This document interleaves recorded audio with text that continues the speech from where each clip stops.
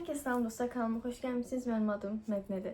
Bugün sizler için çok uzun zamandır məndən istədiyiniz videonu çəkirəm. Kitap önerileri, yani ki recommendation kitablarım, alırızınız yanına çıxır. Kitap məsləhət edirəm sizə. Hansı kitablar ki düşünürəm hamı mütləq oxumalıdır. Əminəm ki yadından çıxan kitablar var. Yəni bu artıq mövzu belə ola bilməz. Amma yenə də kitab rəfimə belə baxdım. Bu kitabı çox sevmişdim falan dediklərimi seçdim, burada qoymuşam. Onları sizə bir-bir göstərəcəm. Biraz kitablar haqqında məlumat verməyə çalışacağım və belə. Öncəliklə onu deyim ki, mənim ən sevdiyim yazıcı Shakespeare-dir. İkinci olaraq isə Stephen Zweig'dir. Azərbaycanda Stephen Zweig yazılır. Yəni Azərbaycan çap olma kitablarında görmüşdüm. Buralarda bir yerlərdə olmalıdır. Deyəsən burada da Azərbaycanca bəzi kitablar. Aha burada. Baxın bu üç kitab var. Orada Stephen Zweig yazdı və İşıq yayınları səhv eləmirəmsə, səhv də eləyə bilərəm, ona görə dəqiq deməyim. Orada Stephen Zweig yazılıb. Stephen'ın adına Stephen'dır, yəni bildiyimiz Alman bir yazıcıdır. Bir də Shakespeare, bildiyimiz Shakespeare, yəni ən sevdiyim iki yazıcıdır. Burada da ən sevdiyim kitabları seçmişəm. Gördüyünüz kimi bir-bir başlayırıq bu kitablar haqqında danışmağa. Amma kitabın birini indidən gördüm ki, qoymamışam. Yəni sizə burada belə kitablarımı göstərməklə başlayayım. Şimdi götürüm. Diğer kitabda buydu, yadımdan çıxmış resmi. Öncəliklə sizə burada kitablarımı göstərməklə çalışım, amma başlayayım. Amma mən bunu tripod necə hərəkət etdirəcəm bilmirəm. Baxın dostlar. Burada bu bacımın kitabları var. Burada bacımın kitablardır. Burada bəziləri anamın kitabları, burada bəziləri anamın kitablardır. Və buradakiler tamamilə mənim kitablarımdır. Klasiklər olsun, Wattpad olsun, dedektif ən sevmədiyim janrdır amma. Yəni onu da hər gün oxuyuram, həqiqətən çox gözəl bir kitab önerisi olanda. Amma daha çox klasik oxumağı sevirəm. Burada gördüklərinizin hamısı klasiklərdir. Burada da klasiklərdir və burada da klasiklər var yenə. Yəni ki, məncə klasik sevən bir insan olduğumu demək mümkündür. Və ən sevmədiyim də Wattpad'dir. Baxın, burada gördüğünüz Wattpad'lar mənim kitablarım deyil. Bu tərəfdəki Wattpad'lar mənim kitabımdır. Təbii ki, orada sevdiyim kitablar var. Baxın buradan. Atlas Altılısı var. Onu sevmişdim, yadımdadır. Sonra bir de ki Beyza Aksoy'un onun Şeytanları kitabını sevmiştim. Bir de Beyza Aksoy'un neydi ya? Kalp Mavzası kitabını sevmiştim. İkincisini okumuşam yani. Sadece onlar tamam. Daire falan da okumuştum. Bir de Daire'ydi, bir de o ikinci kitap vardı. Onu da okumuştum ama yani sevmemiştim yani, ne zaman diyeyim.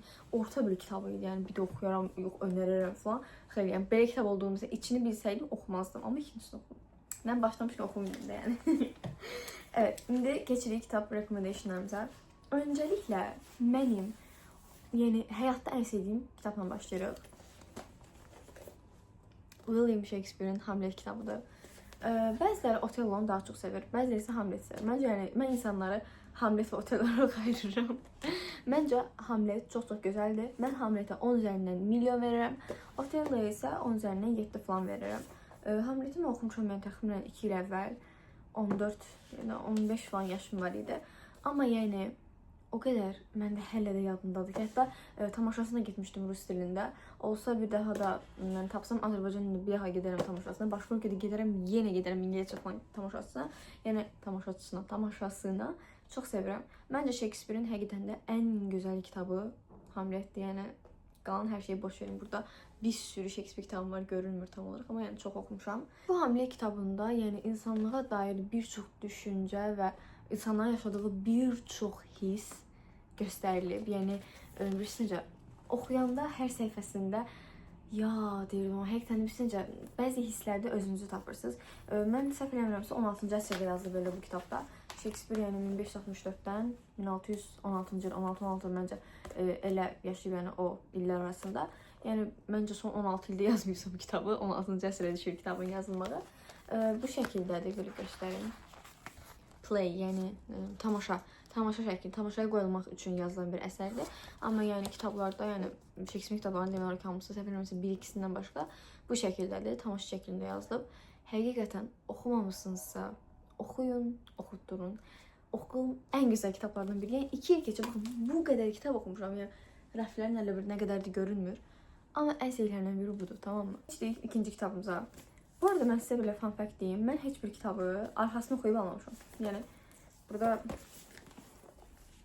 yazdırır məsələn kitabın haqqında olur. Heç oxuyub baxmamışam.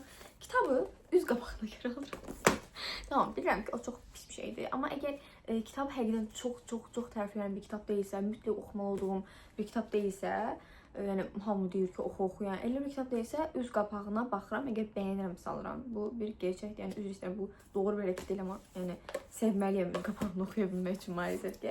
Nəysə, indi keçirik ikinci kitabımıza. İkinci əsərini göstərim, tamam. Stephen'ın Qorxu kitabı. İndi Azərbaycan tərcümədə qorxu olacaq təbii ki, ingiliscə oxuyanlar üçün də fear-dir, yəni fear-da olaraq məncə qalıb görmüşdüm. Mən modern klassiklər dizisini zaten tamamlamaq mənim arzularımdan biridir. Bunu da yəni bilən bilir. Baxın, buradan bura qədər modern klassiklərdir. Bəziləri artıq yəni çapa getmir. Burada indi anlayışlılar varsa bilir. Həqiqətən çox üzürəm. Kəş olsa ya hamısını toplamaq çox istəyərdim. Əgər birilərini ala bilsəm, ikinci, üçüncü əl, beşinci əldə fərq eləmir, alaram mütləq. Yəni çox sevirəm onları və bütün kolleksiyanı tamamlamaq istəyirəm. Nəysə, indi keçirik. Bu modern klassiklər dizisinin 57-ci kitabıdır və türk dilindədir. Bayaq da türk dilində idi, amma Hasan Ali Yücel klassiklər dizisindən idi. Sonra burada gördüyünüz kimi postitlərim var. O vaxt postitləyən vaxtlarımda oxumuşdum kitabı. Bu kitab çox qısadır, tam bir çərəzi kitabdır. Yalnız harası gedirsiniz, yolda atırsınız, yüzünüzə yəni çatanda qurtarırsınız. Baxaq burada. Bu nə? 70, tamam. 70 səhifədir və mən o vaxt, bilmirəm, biraz nə qədər doğru səslənib bunu eləməyim. Hə, nə qədər doğru bir hərəkətdir. Amma kitablarıma biraz özel ola bilər ki, eləməyim, belə şəkil göstərim. Yazılar yazırdım. Burada başqa kitablarımda da var, nə yazsa. Məsələn, bunu oxuduğum gün tutaq ki, mənə çox təsir edən bir hadisə olub. Burada məsələn, mənə çox önəmli olan bir setmi. Mənə çox önəmli olan bir setmi itirmişəm, burada onu yazmışam. Daha sonra burada Stephen'ın hansı kitablarını oxumuşam, burada qoymuşam belə. Son 5 kitabım qalmış, yazmışam bura. Modern klassiklərin son 5 kitabım. Bəziləri yoxdur, mən səhv eləmirəmsə. Nəysə, bu kitab xəyanət haqqındadır. Bir qadının bir xəyanət haqqında. Amma bilmirəm deyim, arxada, axırında elə bir plot twist var ki, yəni ki, baxın, oxuyacaqsınız. Tamam, belə, necə belə bir şeylə falan tərəddüdlə oxuyacaqsınız və axırda elə bir şey olacaq ki, yəni axırıncı o son 5-6 səhv eləmirəmsə, bütün kitabı dəyişir. Evet, bu da indi oxumanız üçün bir səbəb olsun. Daha sonra burada yoxdur, amma bir kitab haqqında danışmaq istəyirəm. Stephen'ın bir dənə də Qızıl adında kitabı var. Mən onu oxumuşam 2023-cü ilin martında, Novruz bayramında oxumuşdum, hələ də yadımdadır. Burada deyil. Hardadır bilmirəm. Onu kiməsə vermişəm 100% oxuyub qaytarsın deyə və qaytarmayıb. Və mən bunu indi bu video üçün kitabı axtararkən fark etdim. Gəlib təsirini aldım. Çünki mən bilmirəm 2 ildir axınca nə oxumuşum kitabı, heç fikrim yoxdur. Kitabın qapağı o qədər yadımdadır ki, çox gözəldir. Qırmızı belə chest kimi bir şey idi. Səhv eləmirəmsə kəpənəkləri var idi. Amma səhv eləyirdi, ola bilərəm. Başqa bir kitabla, Kulun Hover'ın kitabı ilə qarışdım sanki elə bir şey oldu. Amma məncə chest var idi üstündə. Kitab qızıl xəstəliyinə tutulan bir balaca qız haqqındadır və bütün hadisələr, yəni dünyada və həmin ölkədə səhv eləmirəmsə, qızıl xəstəliyinin, həmin o virusun artıq yayıldığı dövrdə cərəyan eləyir və ona görə də yəni oxumaq həqiqətən çox maraqlıdır. İnsanlar necə yaşayır, nə hisslər keçirir, amma təbii ki, əsas hadisələrdə bizim əsas qəhrəmanın başında baş verirdi. Yəni bütün kitab ümumi hadisələr haqqında deyil. Hə, falan kəs mələrdə, falan kəs belə oldu, belə bu qədər adam öldü falan, elə bir şey deyil, narahat olmayın. Bir də digər bir baş qəhrəmanımız var. Əslində bu daha baş qəhrəmandır. Həmin qızla ünsiyyətdə olan bir insan haqqındadır və onların bir yerdə yaşadıkları və s. Çox danışmaq istəyirəm. Həqiqətən o kitab məndə elə bir iz qoyub ki, ağlamışdım səhv eləmirəmsə ya. Çünki çox emosional bir kitab idi və həqiqətən də insanın belə qəlbinə toxunan bir kitab idi. O da yenə çox az səhifəsi vardı. 70-80 səhifə falan idi. Bakıdan Lənkərana gedən yolda oxumuşdum.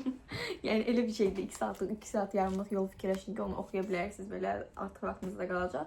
Yəni ki, çox gözəl bir kitab idi. Yenə məndə çox dərin bir iz qoyan kitab idi. Daha sonra keçirik Tolstoyun İnsan nə ilə yaşar kitabına. İnsan nə ilə yaşar. Burada türkçə oxumuşam. Yeni Hasan Ali Yücel klassiklər dizisindəndir.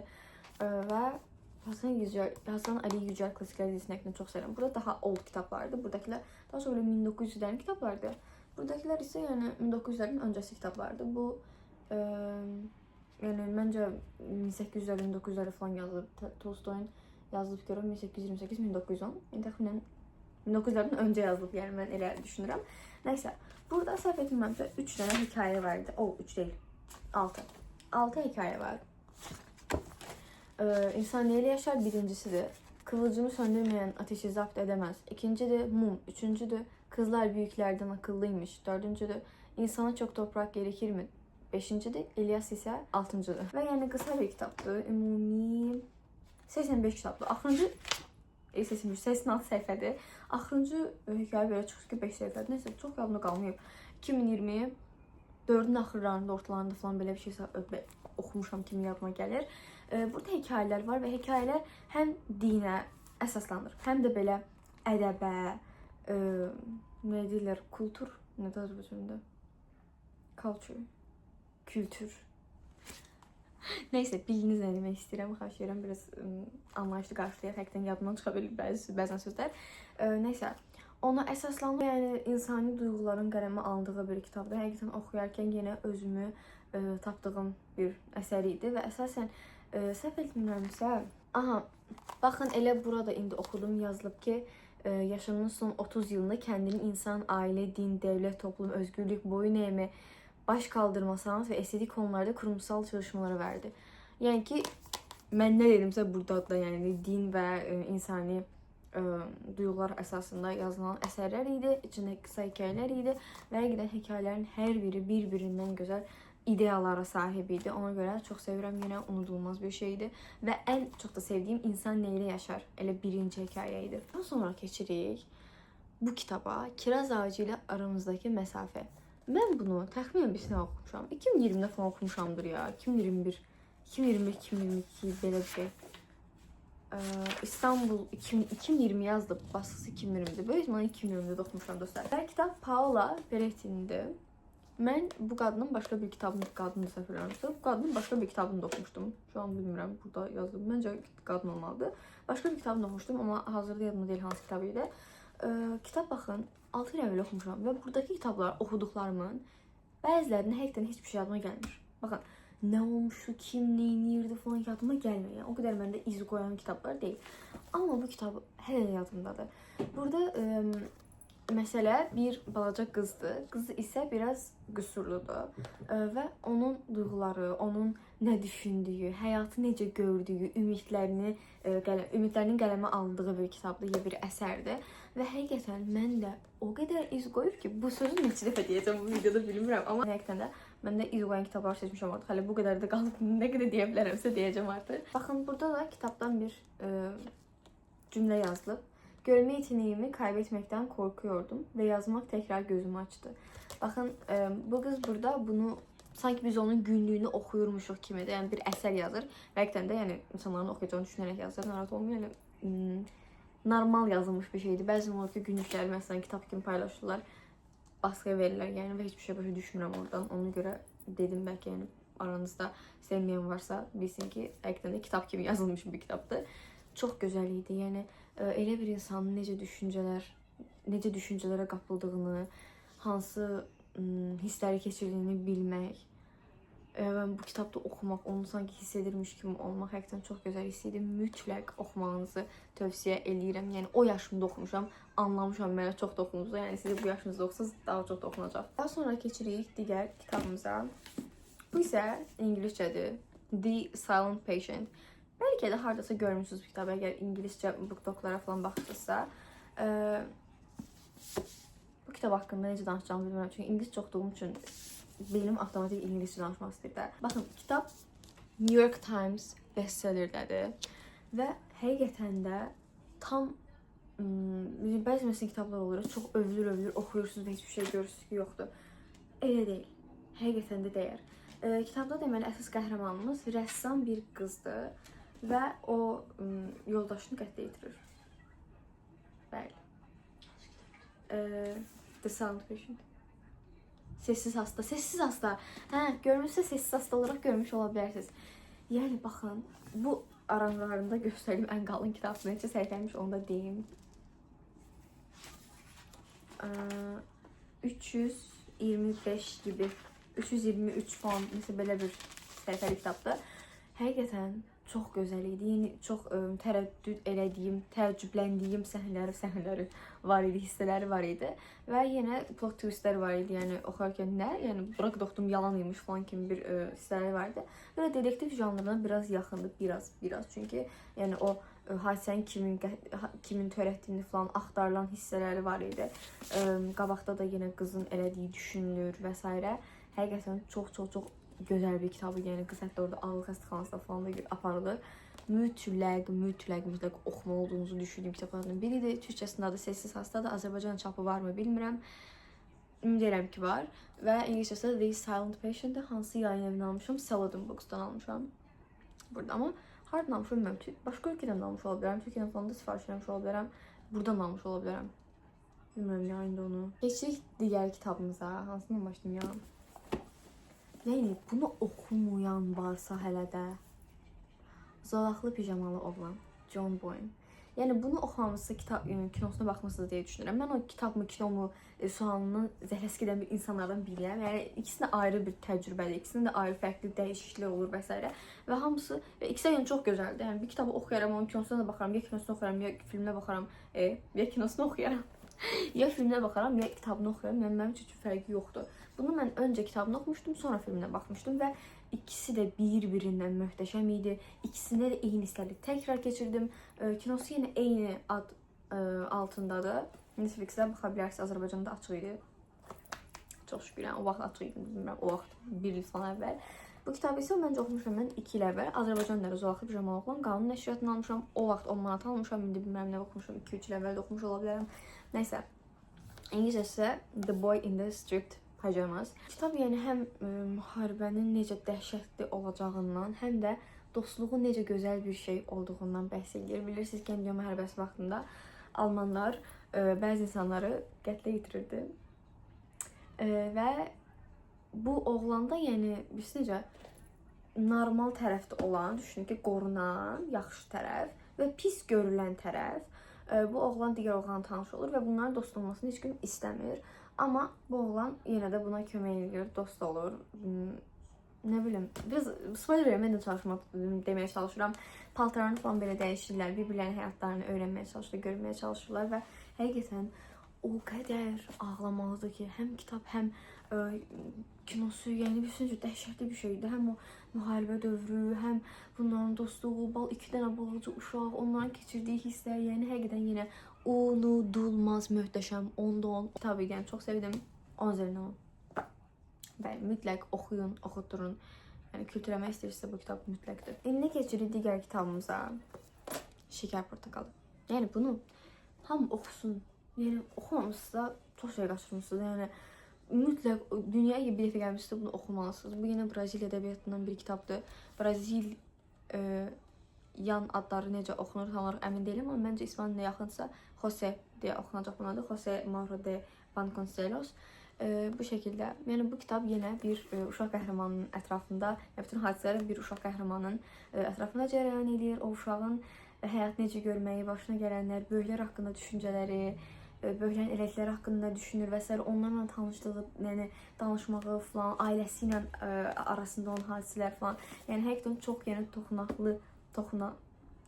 ürəyə toxunan bir kitab idi. Məncə bunu böyüklər oxusa onlara daha çox təsir edir. Mən də daha böyükən oxusam məncə mənə daha çox təsir edir. Çünki yəni, uşaqkən keçirdiyimiz o hisslər falan nəsə belə bir empatiya yarana bilər. Amma yenə də məncə mən oxuyanda mənə yenə də çox təsir eləmişdi bu kitab.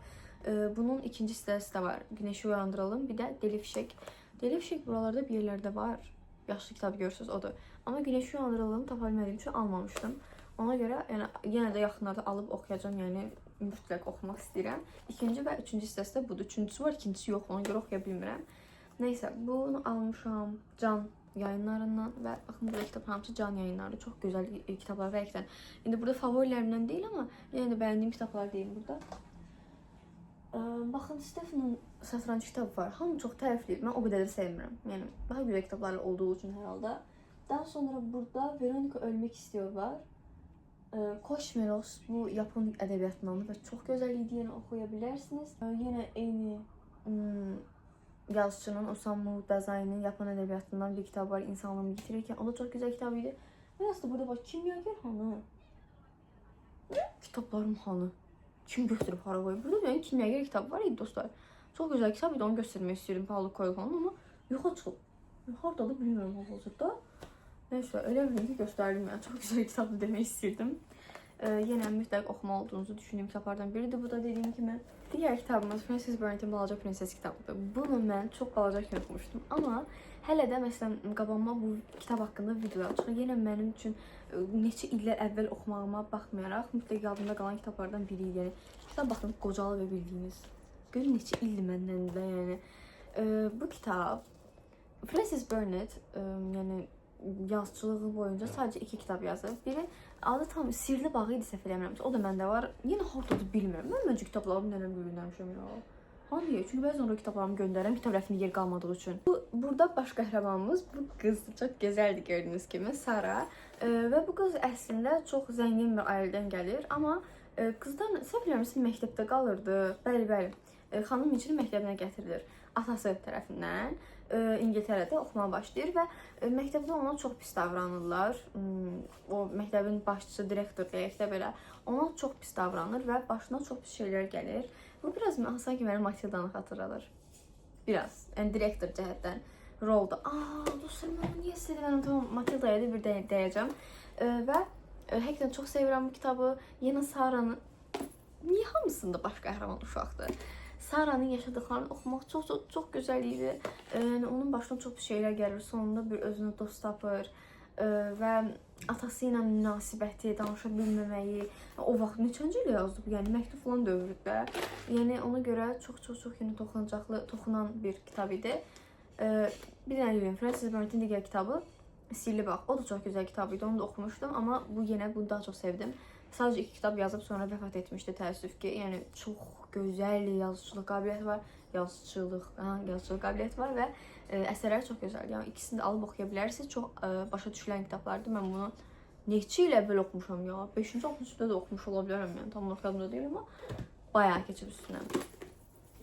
Daha sonra keçirik bu kitaba. Raquel Palacio'nun Möcüzə kitabı. İngilizcəsi isə Miracle deyil, Wonder'dır bu kitabın dostlar. Axtaran olarsa, yəni İngilizcə oxumaq istəyən olarsa, Türkçəsi də Möcüzədir bildiyimiz. Bu kitabı da yenə çox uzun zaman öncə oxumuşam. Filminə də baxmışam bu yaxınlarda. Burada yenə uşaqdır baş qəhrəman. Bir oğlanın başına gələnləri oxuyuruq. Amma bu oğlan biraz, necə deyim, qüsurludur, amma yəni bizcə fiziki cəhətdən də, yəni üzündə falan bizlərdən daha biraz fərqli görünür. Buna görə də özünə çox qapanıq olur, məktəb tapa bilmir, dostlar yəni heç ona dost olmaq istəmir. Yəni ailəsi təbii ki ona çox gözəl davranır, amma yenə də məcburən yazıldığı yeni məktəbdə də onun üçün dostlar qazanmaq və ümumiyyətlə adaptasiya olmaq çox çətin olur. Yenə təbii ki şiddətə məruz qalır, bullying bilirsiniz ki, yəni onlarla qarşılaşır və s. amma özünə yenə də çox gözəl dostlar tapa bilir və öz belə dairəsi olur və çox gözəl olur həqiqətən də. Yəni çox sevdiyim bir kitabdır, yenə ən uzun kitablardan biridir. Bayaqını keçdik. Baxaq. 358 səhifə. Bəli, çox gözəl idi, yəni oxuya bilərsiniz. Bir də bayaq ən sevdiyim yazıçılar deyərkən deməyi unutdum, amma mənim hərfləri öyrənəndən bəri oxuduğum, bu yaşıma qədər də oxuduğum bir yazıcı var, Roald Dahl. Uşaq kitabları yazır daha çox və həqiqətən məsləhət görürəm onun kitablarını oxumağınızı. Mütləq bu əsəri tanıyırsınız, Matilda. Və Charlie'nin Şokolad Fabriki deyə bir kitab var. Lift deyə bir kitab var. Cam asansörü nəsə elə bir şey idi. Və yəni bir çox məşhur əsərləri var ki, mütləq oxumuş ola bilərsiniz və ya filminə baxmış ola bilərsiniz. Roald Dahl mənim üçün ən sevdiyim qəhrəmanlardan biri olub. Bunun da yenə kitabına baxmışdım, amma illər öncə baxmışdım. Kitabını illər öncə oxumuşam, amma çox gözəldir. Yenə baş qəhrəmanımız bir uşaqdır və kitabları çox sevən və yaşlarına görə necə deyim, beyni və düşüncə tərzi biraz fərqlənən bir qızdır. Bütün kitabları oxuyub dünyadakı və həqiqətən də çox biliyə sahibdir. Getdiyi məktəbdə də müəllimi görür ki, həqiqətən də yəni zəkalı bir uşaqdır. Onu daha üst səviyyə, daha üst sinif uşaqlarla eyni dərslərlə girməsini istəyir, amma yenə də direktorla problemlər yaranır, ona görə bu çətin olur. Burada da yenə həmin qızın başına gələnləri öyrənir və ailəsi də çox pis bir ailə, o hər yadındadır. Baxırıq burada. 239 səhifədə də burada da belə biraz karikatura falan var. Gördüyünüz kimi. Bu məncə qanun nəşriyyatdır, bəli. Kitab məsləhətlərim bundan ibarət idi. Yəni bu qədər kitabı oxuduqdan sonra ən çox sevdiyim və unuda bilmədiyim kitablar bunlar idi. Bundan sonraki videom isə böyük ehtimalla ingilis dilində kitab məsləhətlərim olacaq. Yuxarıda ingilis dilində çox kitabım var. Bu sitələrdə də var. Sadəcə birini burada favorim olduğu üçün göstərdim. Yəni o videonun gəlməyini istəyirsinizsə kommentlərdə bildirə bilərsiniz. Videomu bura qədər izlədiyiniz üçün çox sağ olun. Videoya like atmağı, şərh bildirməyi, mənə abunə olmağı və digər videolarıma da bir baxmağı unutmayın. Əminəm ki, yararlana biləcəyiniz bir videom illa da vardır. Növbəti videolarda görüşənədək sağ olun.